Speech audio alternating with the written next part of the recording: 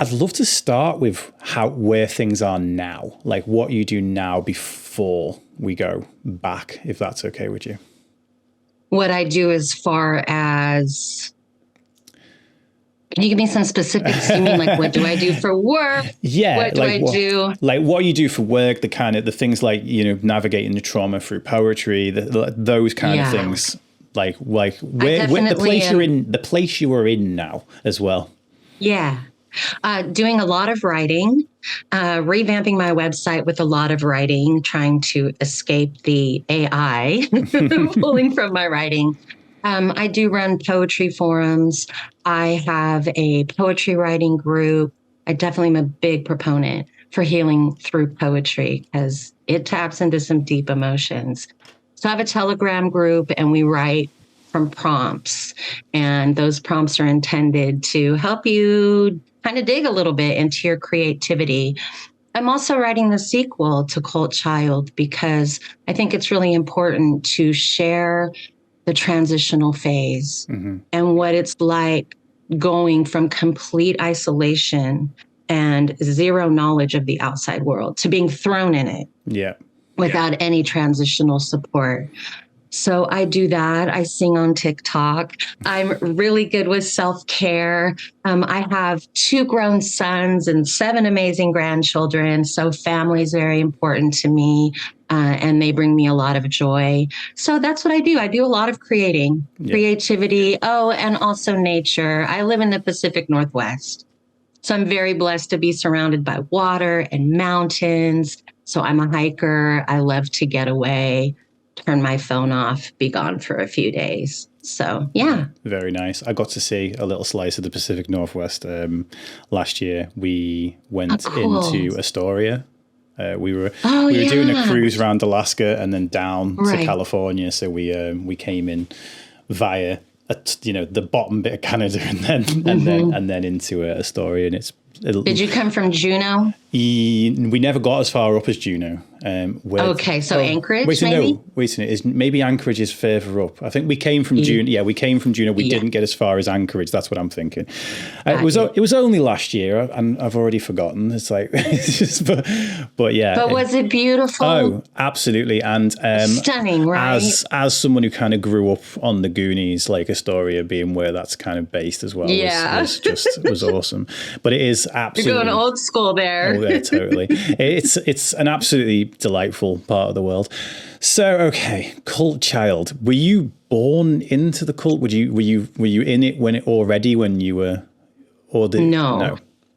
No, I was born in 1969. My father was in the Navy. I was born on a naval base in Portsmouth, Virginia. And after he retired from the Navy, he was with the Grumman crew. He took a citizen job, which moved us over to California into the San Diego Hemet area. So he was on the team, the Grumman team that designed the F-14 Tomcat. And he's on Wikipedia, amazing man.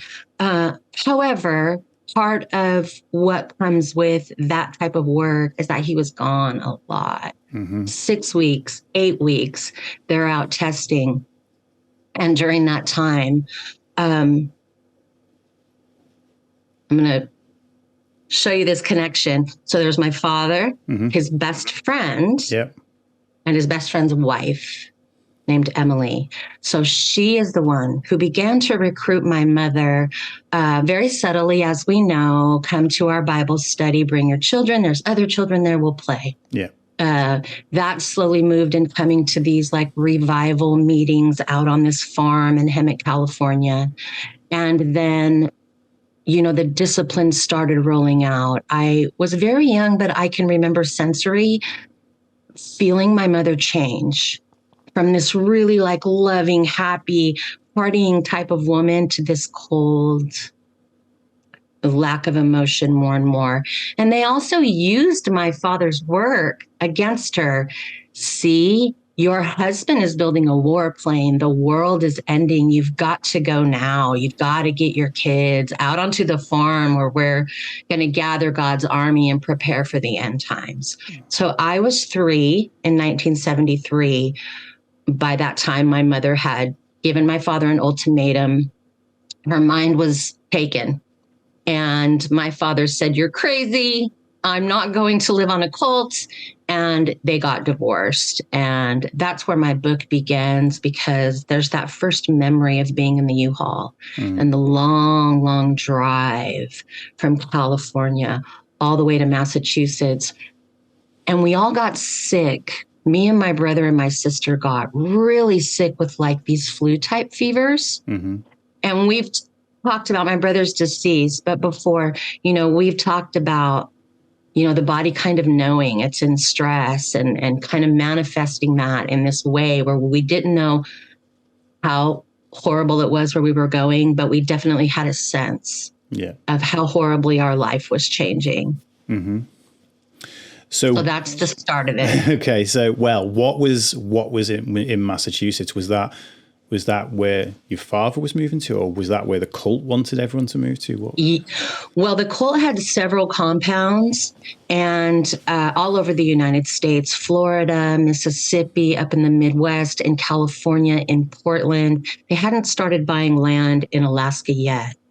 But what they did is they sent us to Sapa, Mississippi, and they would do an assessment on you. Because a couple of the farms were what they called deliverance farms. Those were farms where they sent people who they felt had demons, and those demons needed to be exorcised. Mm-hmm. My mother was classified to go to where? As a deliverance farm, because she was overweight. And being overweight was considered a demon of gluttony. She needed to go there for treatment.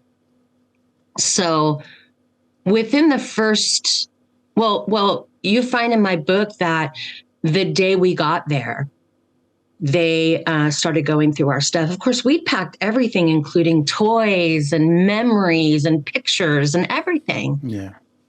So one of the things that they did was you brought all your belongings along with a list that they gave you to buy all of these things. It's quite an extensive list to prepare you to live in the wilderness. Mm-hmm.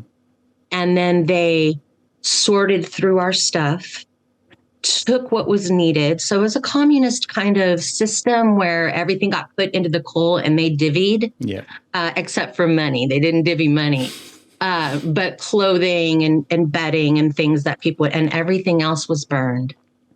All of our toys, all of our childhood pictures, everything that had ever been my life, gone forever. And then they separated us. So my mother got put into a unit with other overweight women who also had, the fat demon is what they called it. Yeah. And then I was put into an age group of children. No, I'm 3. So children between like 3 and 6. Then my sister was put in a group with girls. And then my brother lived in this little white house that they kept all the boys in. So I'll be very, very gentle with what I share, because I am aware of triggers and I do care about listeners. A lot of ritualistic abuse would look like, first they put you in sleep deprivation, right? Because that's the fastest way to get the mind. Yeah. So right away in those first days, you're being woken up throughout the night to pray, part of the ritual. But of course, I believe that was part of the systemic, like, breaking of the brain. Yeah. Because then now you don't get a solid sleep.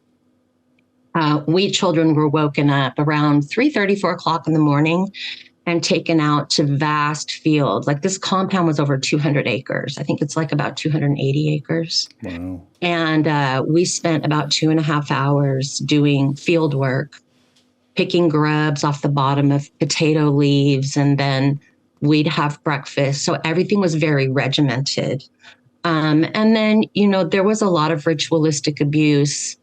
There's a sermon on my website that anyone can read. It's VennieKocsis.com/the cult. But this particular sermon is called The Divine Order of Raising Children. And so to understand Sam 5's teachings in regards to children, that sermon will lock it down for you.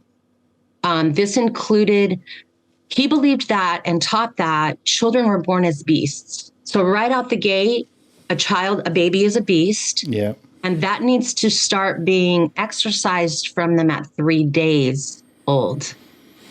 So he discusses this in this sermon in great depth about how babies are selfish. They'll wake the mother up throughout the night, and it's up to the mother to not give in to that. It's quite macabre. So this is to help you understand that it wasn't like, oh, you acted up and now we're going to beat you. Yeah. It was, we are beating you so you don't act up. Mm-hmm. And the other thing was, sexual abuse. They believed that pedophilia was a demon.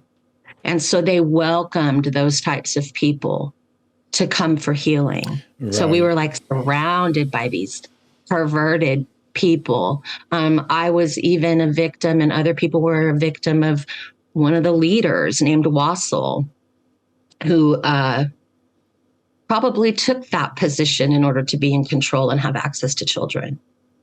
And I write about this in my book, how innocent-minded children are. Watching him come for children, for other girls in my room, for story time, and me thinking, why haven't I been chosen? Like, when's it going to be my turn to have story time? Yeah. And then it became my turn. And you find out, but even then the mind is confused. A child doesn't have the language or the body knowledge to know what they're feeling. What is that? It's all very confusing. You just know it hurts. You don't want to go back. That's about the cusp of it.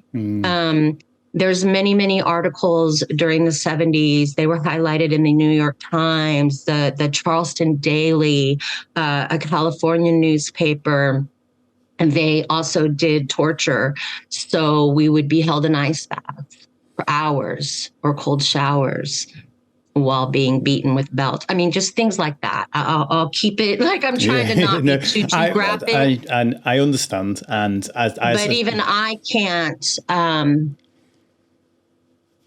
It feels like a distant life. Does that make sense? Yeah. It's we'll never wrap our brains around this because we're good people, right? Only a disgusting person could go, oh, I get it. So I was there for from 3 years old until 7. And then at 7 years of age, they began to buy land in Alaska. So this was about 1978.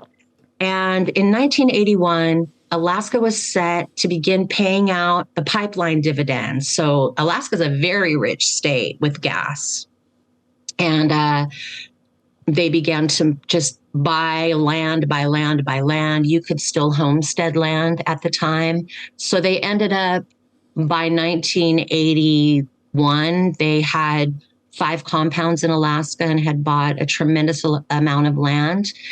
And were moving us all up there to get us that residency, so that when the dividends started hitting, we qualified.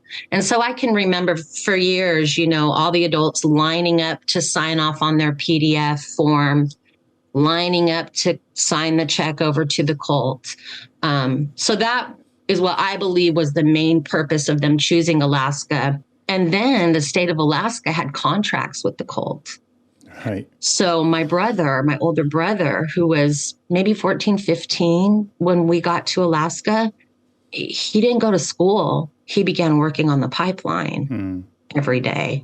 So there's a lot of governmental entwining with this cult in Alaska. So that's an overview of my life and how it got there. So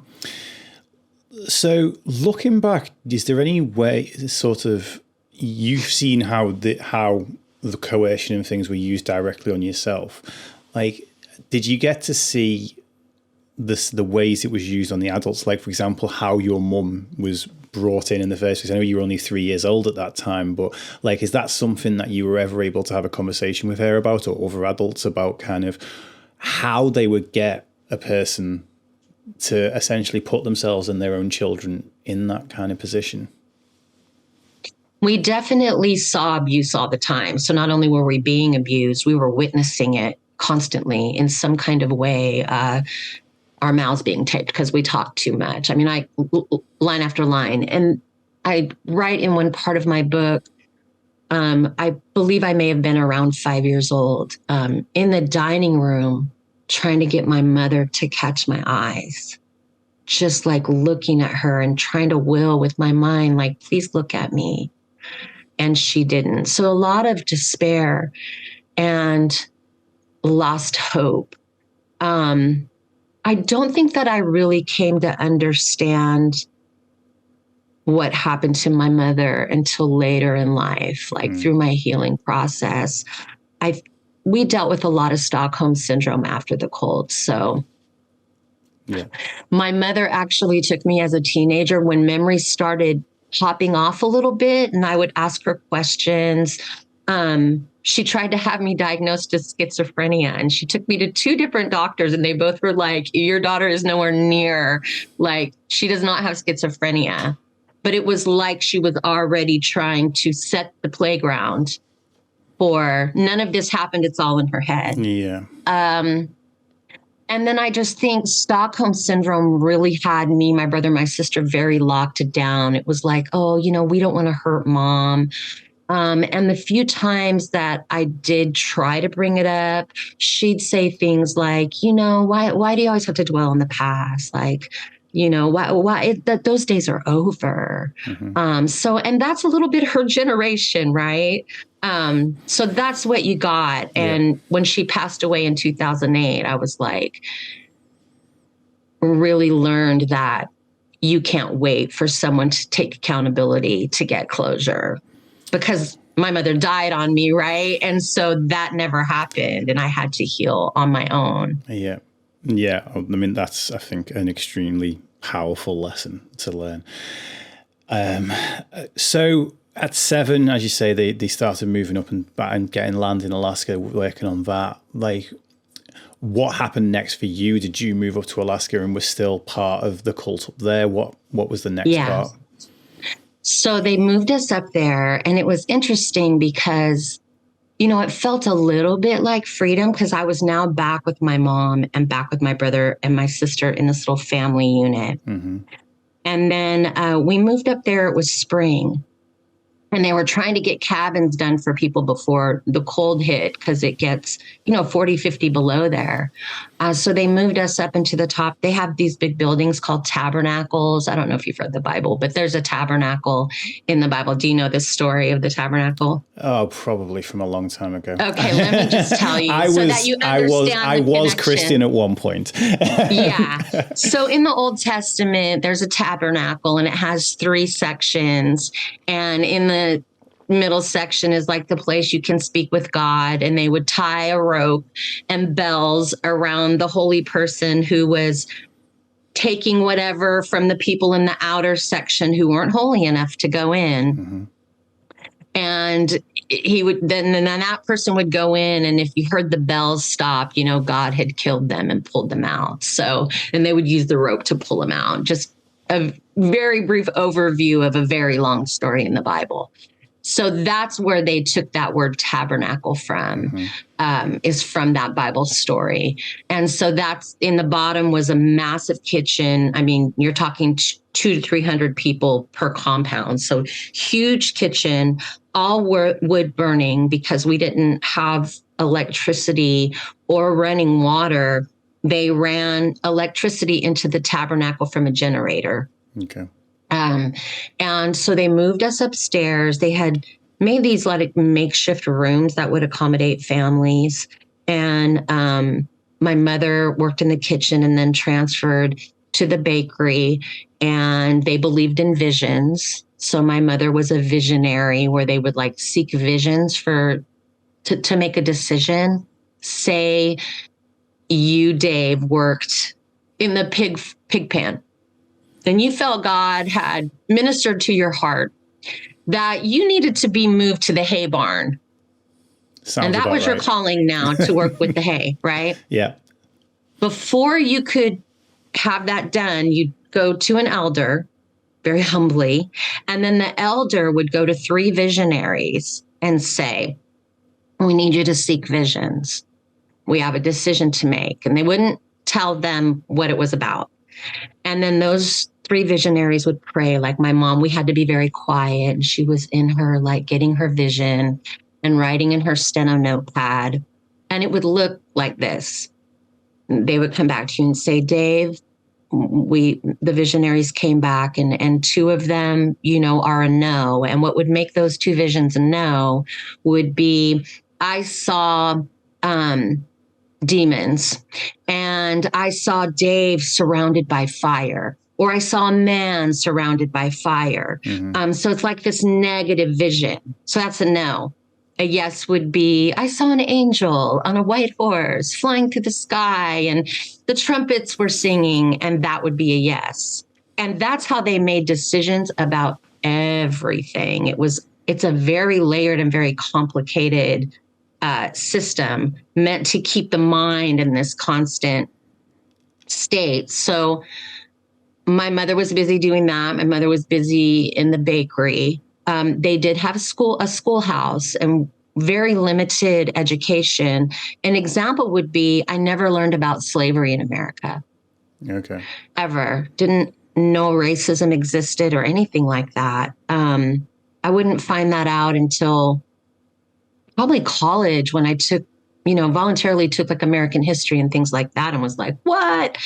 I had seen the show Roots, which is kind of another part of the story. We did end up going to California. The last time I saw my dad, I was 7. And he let us watch that, but I had no understanding of the context around that show. I was just like, this is horrific. So a lot of actions with the children without explanation, a lot of shut up and do. So upstairs, coming back from the schoolhouse, I had to go upstairs in the tabernacle, and there's another molester up there. And he got me, grooming me with cookies, getting me in. And then come to find out he'd got other girls. Another thing that would happen is like the teenagers would start to roll the abuse down. So they were abused by the adults. And then you found yourself scared to walk the pathways, not just because of bears or mountain lions, but teenagers who would corner you and, just get you like there's no safe place. So you're walking on eggshells around the people. Be careful what you say. Keep your mind in the word. Don't talk about anything but God. And you're trying to keep yourself safe at the same time. It's just a consistent state of anxiety and body clench every day, day in, day out. Sounds horrendous. So this area was it just your house? Was there multiple houses? Was it like kind of, had it moved into a new compound? Like, what was the structure of all of that?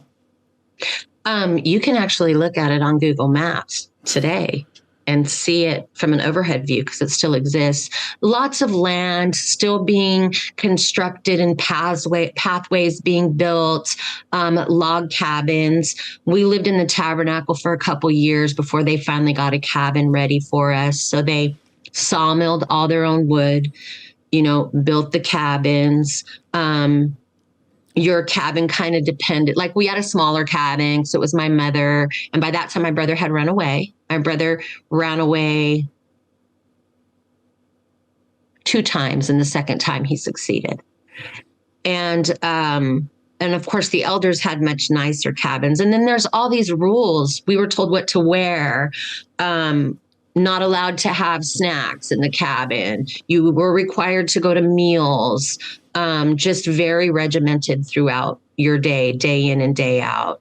As a matter of fact, one of my self projects this year is that I'm working on trying to pull up as many good memories as I can this year. That's like my goal. I'm going to see how many I can get because I want to remember those small moments of Sorry, my watch is talking to me. Siri loves talking. No, shut up, Alexa. Yeah, because I realized, like, dang, this is a little bit of a hard task. Because even in little moments like ice skating or learning to snowshoe, or there wasn't really joy in it that much because it was all about survival. I shot my first double-barreled rifle at 12. It knocked me on my ass. You know what I mean? But it was because, it was the end times. And another thing, too, to remember is this is the time it's post-Cold War. And Gorbachev is still in power. And the threat of the communists coming to kill us because we're Christians was very, very big. We were also taught that it was our responsibility to like protect the Jews, that, there's God's chosen people, and that at the end times there would be a great war in this valley in Israel, and Jesus would come down and all the Jews would go, oh, he really is the king. And then we all would be one, right? This whole like kind of rapture scenario. Yeah. But there was a lot of Judaism also intertwined, and dances that we learned, like Jehovah Jireh, where we did, opposite circles. So yeah, it was a very multi-layered theology. Was the cult itself established during that time, as in using the fear of that post-Cold War, or had it been there before that? Well, it was founded in 1960. Okay. That's when Sam first founded the cult. And I think by like 1971, he had about 44,000 followers. I think what they did is they just pulled things that were happening in the world and turning, right? And that's what they used to keep that fear alive in you. Yeah. Because in 1984, after we got out, that movie Red Dawn came out, where the communists come, the Cubans come. That movie terrified me. I remember crying, going to my grandmother and saying, this is going to happen, because it completely mirrored that part of the philosophy. Yeah. So later I would be able to kind of figure out, like, okay, they're pulling things from the news and turning it into tools to keep instilling that fear. So with regards to the news, and the outside world in general, the reason I was asking about the compound and stuff is, were they keeping you separate from the general public? Yes, they had our social security cards and birth certificates. So we didn't have any personal documentation. We were definitely separated. Yeah, no, you couldn't just go to town. First, you got to remember the compound's about an hour and a half south of Delta Junction, in the middle of nowhere, right. And then another 2 miles back into the compound. And so there were armed guards that were always on duty, called night watchmen is what they called them. They would tell you, if you asked them today, why did you do that, right? And I've got some photographs on my website showing the teenage boys with the rifles slung over their shoulder. They would tell you, in case a bear wandered into the compound and things like that. But the compound was so huge. How are you going to get to me if a bear's, right? I mean, like, it's hundreds of acres. Yeah. So there was that element, too, of like visual fear of these men that were always patrolling the compound with guns slung over their shoulders. Was there access to any television or radio or anything like that? No.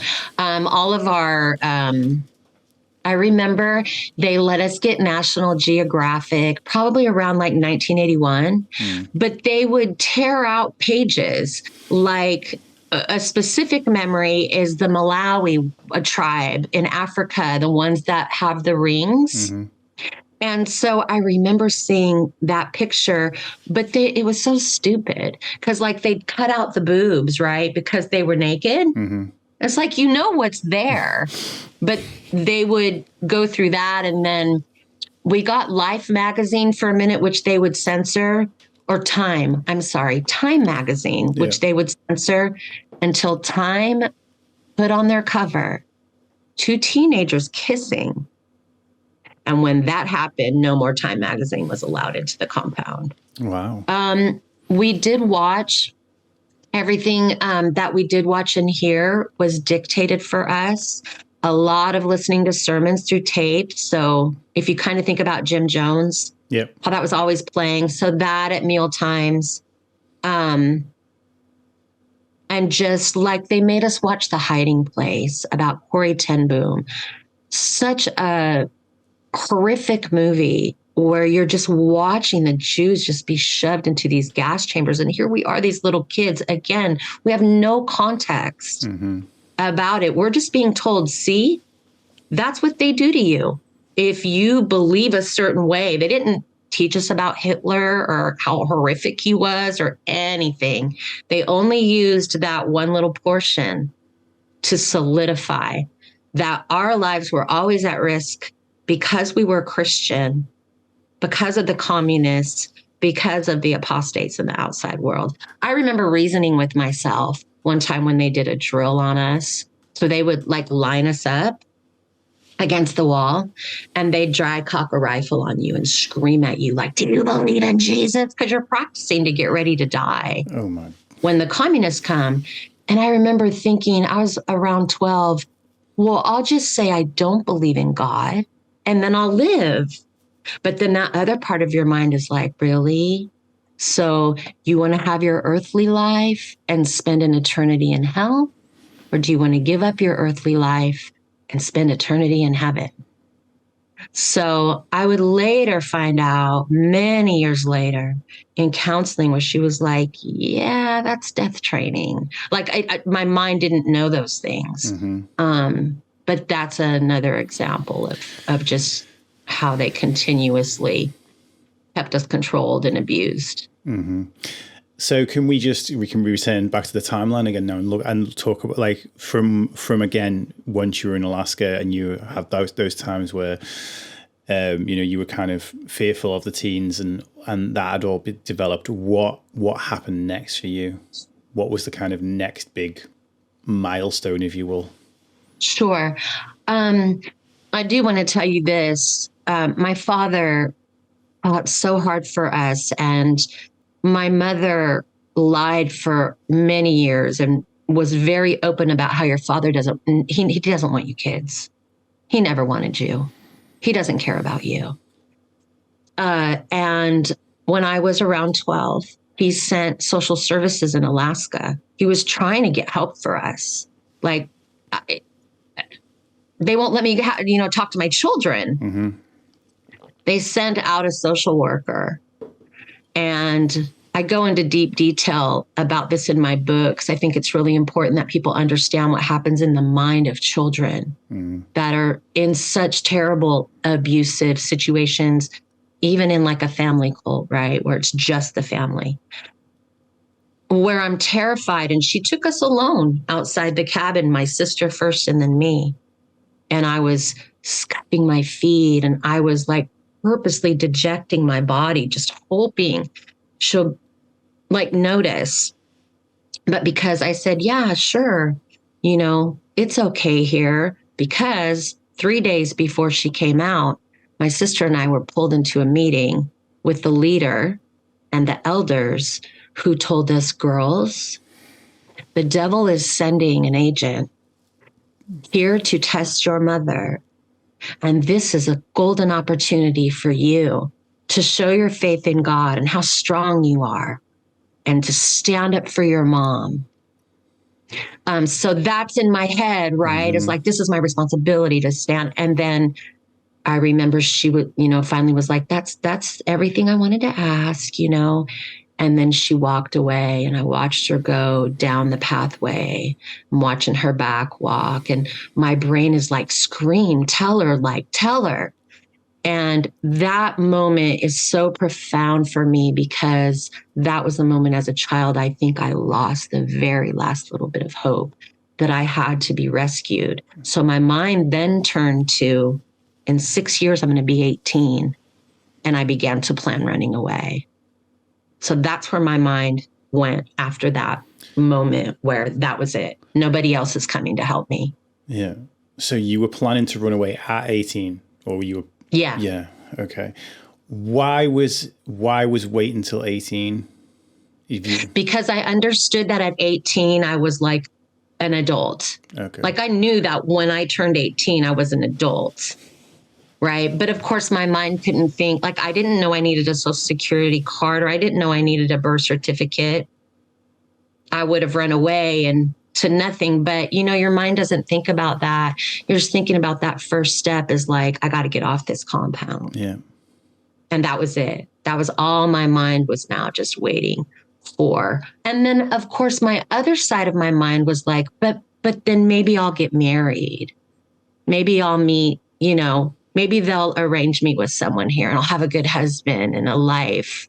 So it's just this war. Am I going to go or am I going to stay? Mm-hmm. And they do really try to marry you young and want you to have kids young, because as soon as the women have children, right, they're less apt to run. Another layer of control.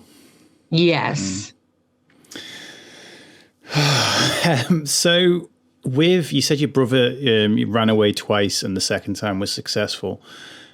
How was the first time treated? What was I imagine there was punishment. Again, you don't need to go graphic, but it's the horrific part about that first time he ran away with his friend named Matthew Ortega. They ran away together.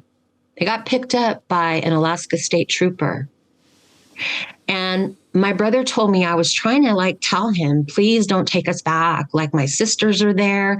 And Matthew's telling him, dude, shut up. Somehow this trooper knew to take them to the compound in Edgerton.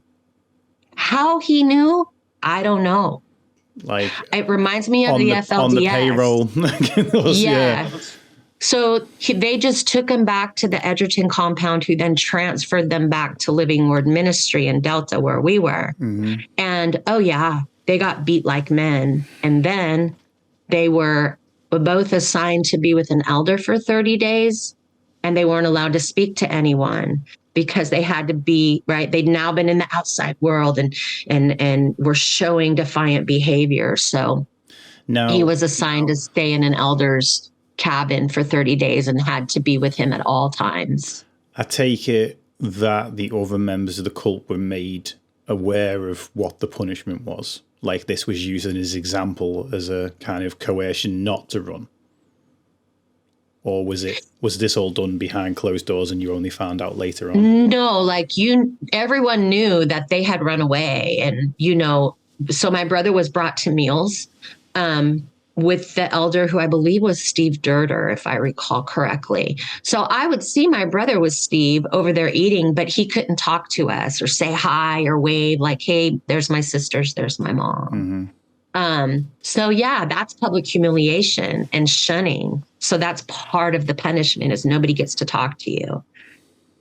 So absolutely, they do that on purpose. They want you to see what the consequences will be for this, and this. There was a guy named Daryl, and he always carried a Bible around, and it would have these little slips of paper in it.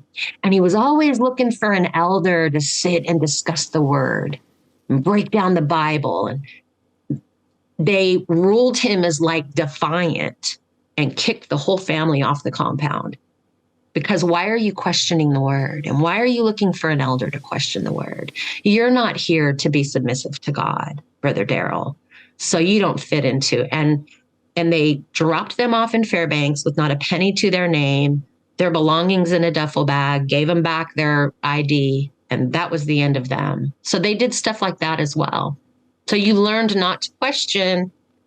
You're going to be thrown out on the street with nowhere to go, unless you're lucky enough to have some type of contact with family. So, as much as I want to dig this even deeper, I do want to I'm very conscious of your time, and I've got a couple of questions from the audience already as well that I want to make sure we get in. So that's okay. I have time to talk with you, Dave. I was going to say, I know you've got an appointment after this, you see. So, yeah. It's no worries. I mean, I've got some leeway there. Okay. Okay. Good, because I'm like this. Yeah, you've kind of your brain is pinging off right now. You've got me. So from 12, you looked ahead and you were like, okay, in 6 years I'm 18. How did you get out? Did you escape on your own? What was the situation there? A situation happened with my sister. She was raped by a much older man. So what I would consider like coercive rape is when an older man and uses his power. He was an elder. He was my mom's best friend's husband. And they got caught. And she was made to stand up in front of the church and say she was a Jezebel and she had seduced him. And, it was just horrible. And so because of that, we were all kicked off.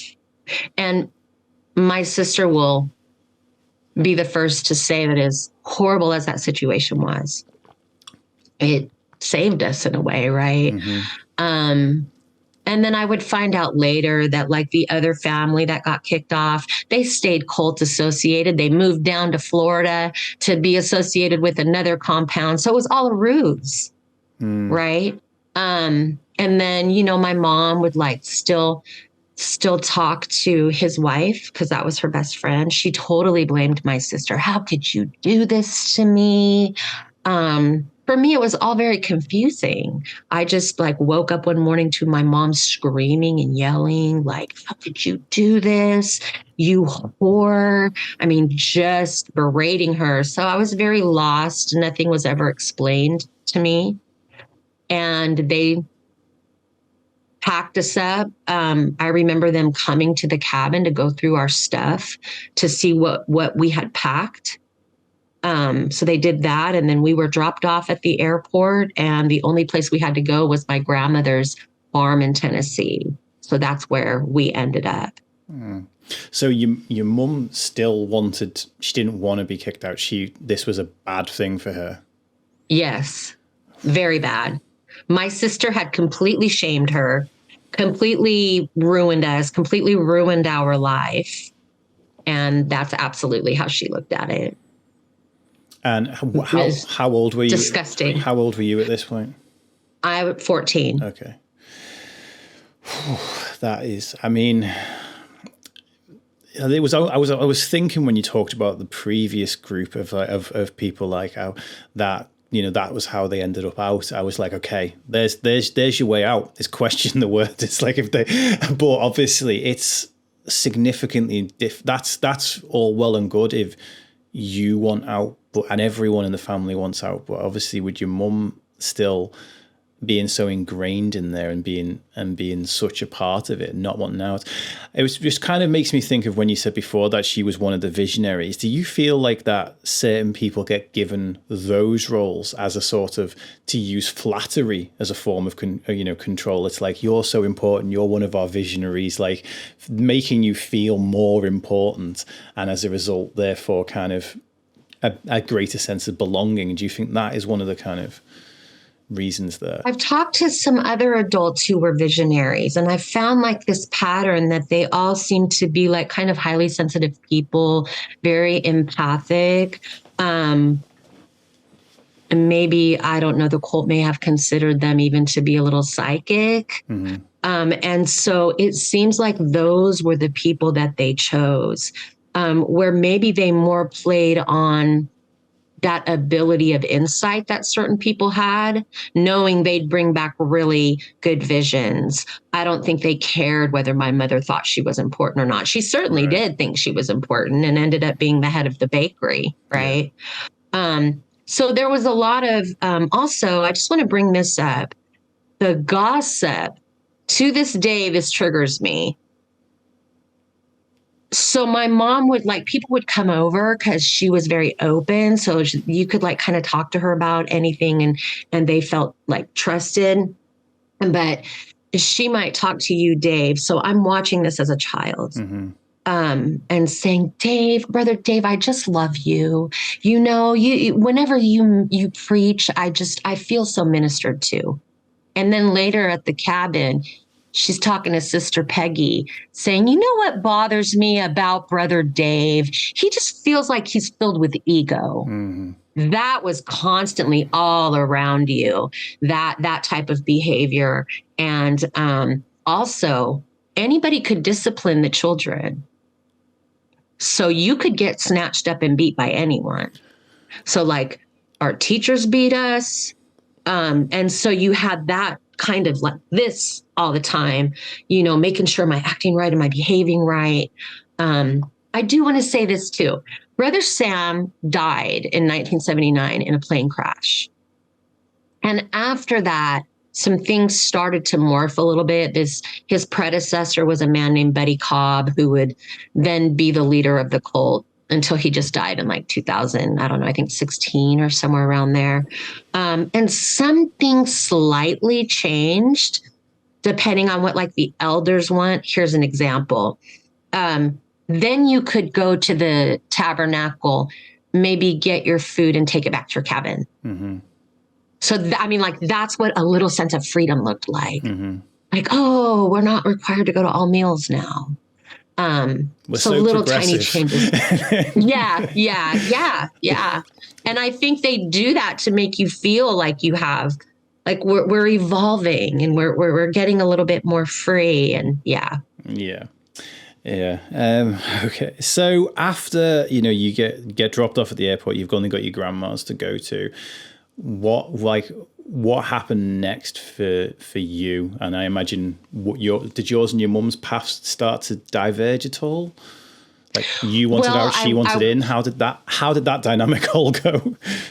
Well, my grandma had a big farm, so she got like a single wide trailer with 3 bedrooms for us to be in, and set that up on the farm. And I was maybe still had about 4 months or so of junior high left. And so I was thrown into public school. Holy crap. Talk about like what? I'd never worn jeans really on my own, like without a skirt. Mm-hmm. So I had to like adjust to all these weird feelings. Like I felt naked in jeans and a t-shirt. I didn't understand anything. Here's kind of a comical example. You fake it till you make it and try to fit in. Mm-hmm.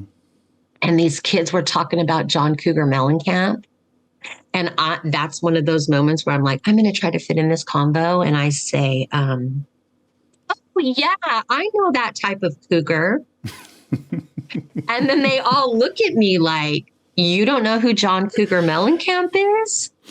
And of course I don't, but I was like, oh, but then you learn to like flood it. Like, oh, I thought you guys were talking about cougars. And then I went home and asked my grandma, like, who is John Cougar Mellencamp? Mm. I have so many of those stories. I mean, this is what I'm writing about in my book. And then I even had moments where I missed the quiet of the farm. Life was just so big and busy, and I had to learn to count change, and how to go in the grocery store. I mean, all these little things. I remember flipping like the light switch off and on at my grandma's house. Like, this is freaking awesome. And learning like how to change the knob on the TV, how to click the knob on the TV, just little things like that that I had to learn. So my grandmother was really religious too. She was Pentecostal. So we still went to church on Sundays. So my mom still stayed in a religious mindset and went to work right away at a local bakery in Martin, Tennessee. So it was just a very difficult transition. There was I'd never had shrimp before. And we went out to Shoney's. They're delicious. And I decided to order shrimp. And I'm loud because I'm born deaf in one ear. And I'm going, do you eat the tail? Like, these are all the little things that we just didn't know. So yeah, there would be times, and I had wrote letters to my little friend on the Cole, and then, after a month or two, she didn't answer me. So there was that sadness to process too. But yeah, there were times that I would just think about like my friends and my life there, because I just didn't understand the world at all. It was very big, very busy, and very overwhelming, even in a little small town. in Tennessee. How long would you say it took you until you were like, okay, I actually do understand the world now? I still don't understand the world. I was going to say, I asked on What the hell? on the stream like several months back. I asked people like, when was the point at which you thought, okay, this is it, I'm an adult now, I've made I've made it. And for me, so many people came back with that saying, whatever, I don't think I'm fully grown up properly yet. Anyway, and I was like, actually, neither do I. And I'm 41 now, but the first point I remembered feeling like I was grown up, I was 12, and I was like, yes, I've got the whole world figured out. And I think that was the naivety the naivety and the arrogance of being a preteen, thinking to myself, yes, I'm an adult. I know. I got this. Yeah, I got this. And now I'm like, actually, I don't want to be an adult. But like, the reason I ask is because, I interview a lot of people, and your communication skills are literally at the top of what I speak, of the people I speak with. That your storytelling is spot on. It's perfect. And like, I imagine coming into that at 14, it's like, okay, you've now kind of got to catch up on a proper formal education. You've got to then, as not just a formal education of the knowledge, but a formal education of this is how people interact in society, which there is a lot of different ways versus the stringent rule encrusted version that you were in before. Like, how long would you say it was before, maybe not 100% adult, 100% I've figured this all out, right. But how long would it be before you thought, actually, you know what, I am as grown up or as adjusted as any of these other people? I mean, it goes in stages, right? Because I had a child. I had my oldest son at 20. And so then I went to college because I was like, oh, I got to do something with my life now. So that was a whole learning period. And I got my BFA in English and minored in theater and art. So I very much was into my creativity. And like, I found Poe as a teenager and was like, oh my God, somebody gets me. Same with Anne Rice's work. So there's all these moments. And then, moving from college, like into the work arena, it's really a lot of faking it until you make it. I don't know if I can't bring myself to one definitive moment that I'm like, I've got it now. Yeah. Because even to this day, like, I just had a recent situation where I was just like, holy crap, like, how did I not see that coming?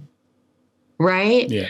So I don't know. And I know that my life was very extreme because of the isolation and the torture and everything that was done to us.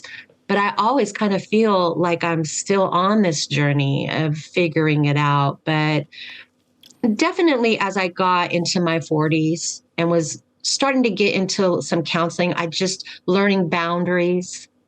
That was a big moment for me, was like, oh my God, I can have boundaries. Like, I get to say no. Crap. That's cool.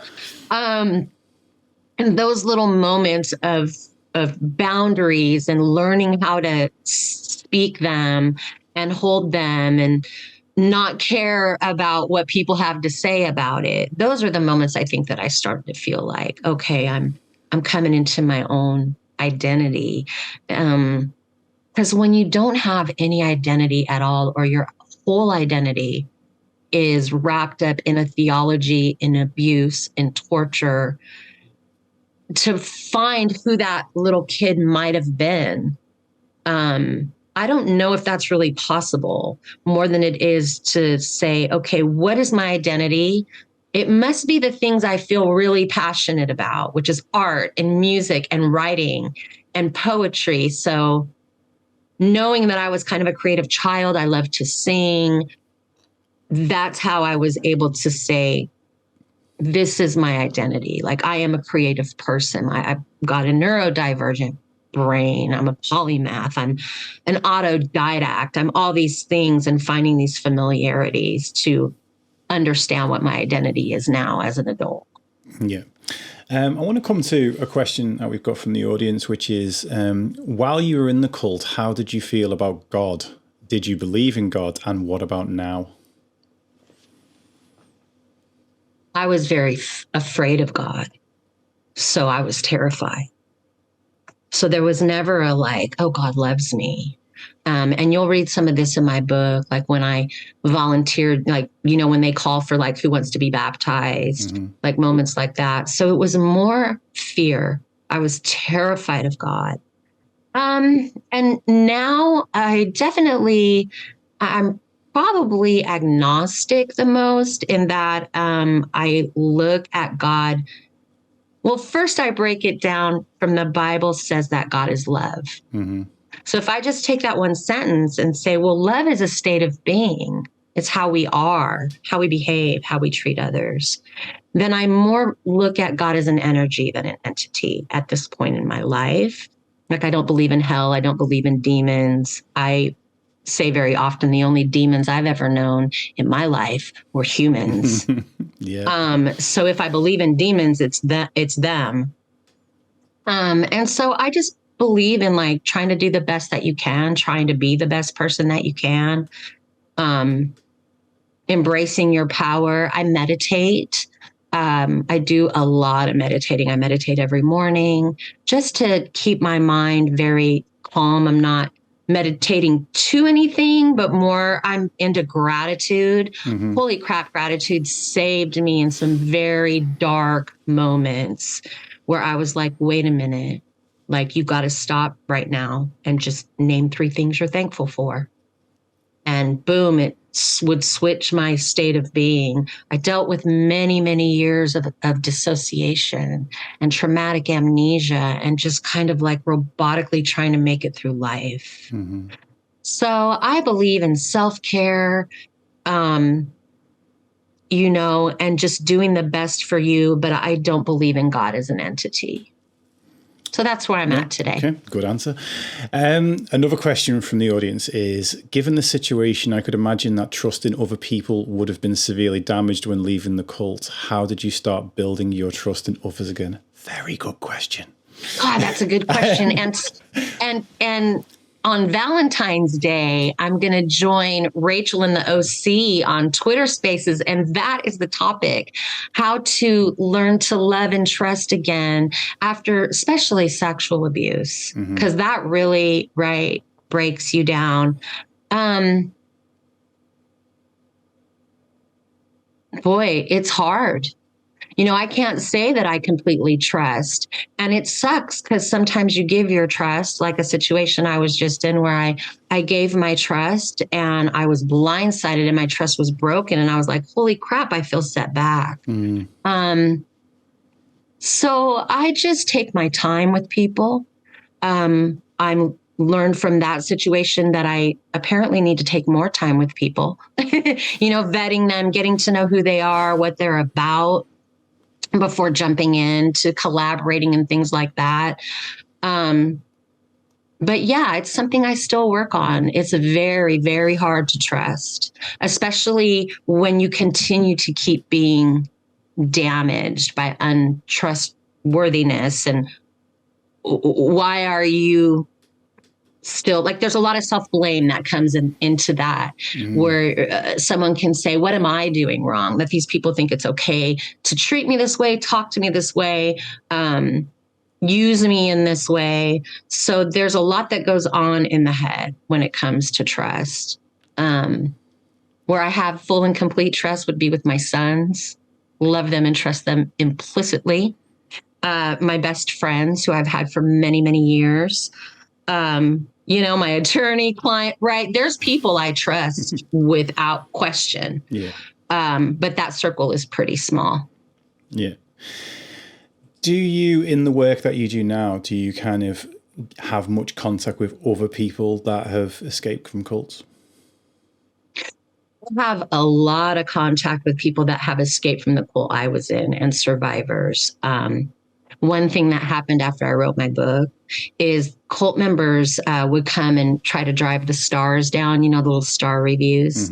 So they like 1 star, 1 star, 1 star. And then I'll send my group, which we're not a cult. In fact, we have to change that. Drive I think those stars up. Let's drive the sort of stars up. We have to actually change that, which actually currently says self-care is sexy. So we have to change that to saying not a cult once, I think. But they came at me very hard, and they attacked, and they left a lot of really crappy reviews until the other survivors stepped in. Right. And started saying, well, wait a minute. I read that this happened to me too, and boom, boom, boom. And then the reviews started to change, and they started to quiet down.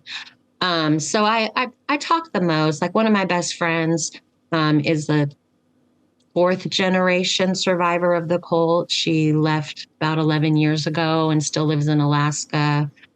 And I really talk to a lot of Jehovah's Witness survivors. Mm-hmm. I really relate the most to them, to any evangelical type of belief, because we weren't allowed to celebrate our birthdays, holidays, anything like that. We were faith healed. So, they have that in common. So I do talk to a lot of Jehovah's Witness survivors. Yeah. And Children of God too.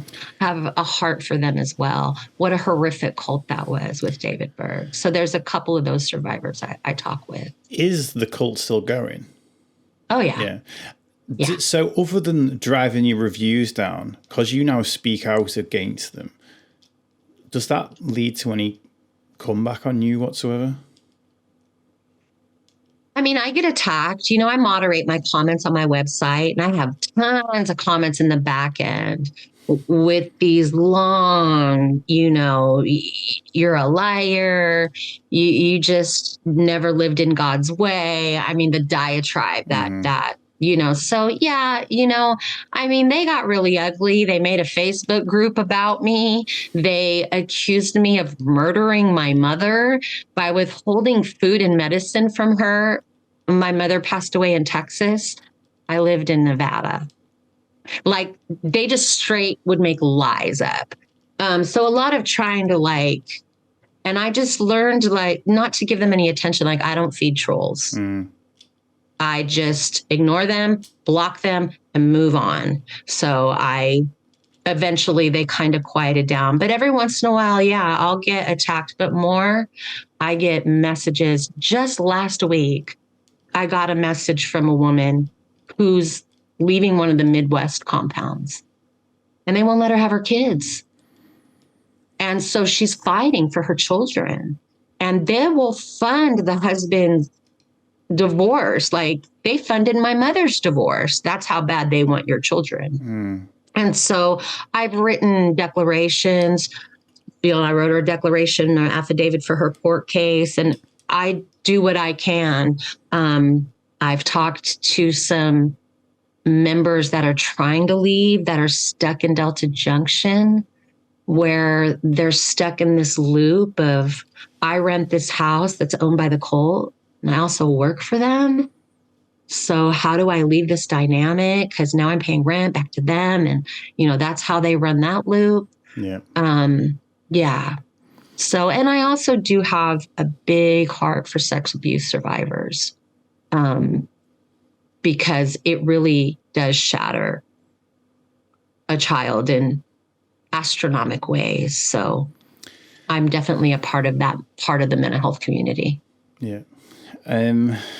I mean, some of the stuff that you implement is just absolutely amazing. I mean, obviously learning about boundaries, the fact that you use gratitude, and the fact that you've clearly got a much more emotionally mature approach to your comment section than I do. And so I'm like, it's like all this happened, and you seem to just have just an absolutely amazing grasp on.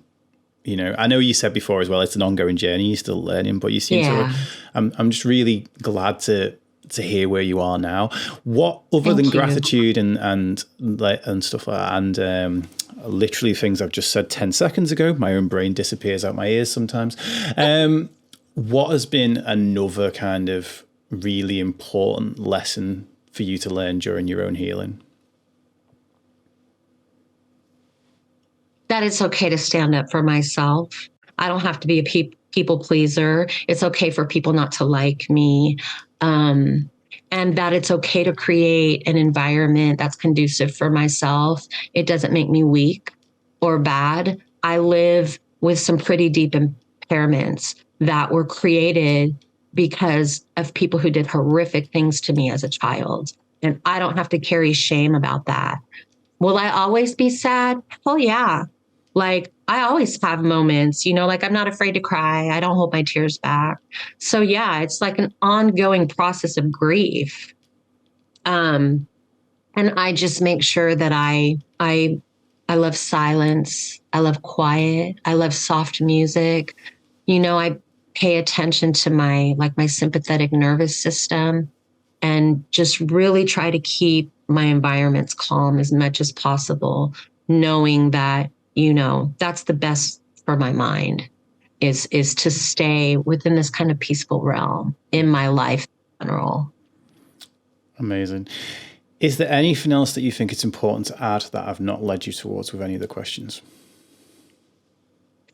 I just would really encourage people to, if they're curious, to go to my website. And there's also a page that discusses cults and trauma. What are some of the signs of them, and just understanding cult dynamics, and that they're not just in religions, they're in communities. I see them in online communities. I'm developing a blog right now about some of the ways that shunning and bullying, and just to never take part in that. And also to stand up for one another. Good God, stop the culture of silence. That kind of makes this anger rise in me. Like, how dare anyone be like, I will not be silent.